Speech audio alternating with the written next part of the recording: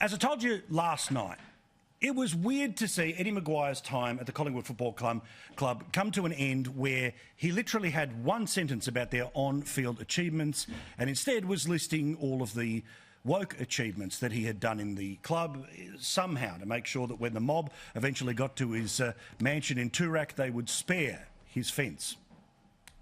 AFL women's team played amazing football to win on Gay Pride weekend. We established our LGBTQIA+ support group, Disability Services, Collingwood Headspace for Young People's Mental Health and Eating Disorders Victoria, all supported by the Collingwood Football Club. Our Magpie Nest, tonight, 135 people will sleep in them. The Darling Munwaro program, a program of healing for Aboriginal men to break the cycle of domestic violence, anger, jail. And winning the flag in 2010. Now, one hates to quote oneself, but when oneself has got it right, we've got to press play.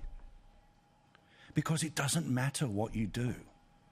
It doesn't matter what list of achievements you have to tick, to tick, to tick, to tick, to put as many coins as you possibly can into the woke piggy bank. It's never enough. So Eddie McGuire listed all of that stuff.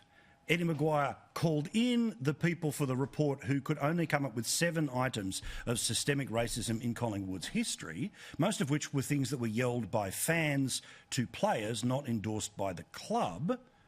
Yet here is a Greens Senator saying it doesn't matter, it's never enough. The pain that I saw in Eddie's eyes and the tears that I saw from Eddie, we actually refer to them as white tears. We've got systemic racism right throughout this country. And if that's the case, then, you know, our Prime Minister might want to start thinking about stepping down also. It is everywhere. It's entrenched. It's ingrained. So when Adam Bant cries, those are also white tears, even there through the green lens? This crap, of course, runs all over the internet, starts off on the little-known websites, and then, like the internet does, they dob to someone more popular, and eventually it's trending. Now, again, no one's finding the excuse or the whistle words or the cover for racism being okay. We're all on the unity ticket that it's not. But the idea that he's somehow responsible for every problem in the history of the race relations between our First Nations and our current peoples, it means nothing is good enough. And as I said last night, I stand by it 24 hours later. We're kind of lost our way when we think that a footy club is supposed to solve all of our problems. Last time I checked whether people like Lidia Thorpe like it or not. People like footy because it is 4 quarters of escapism. It's 2 halves of thinking about something else.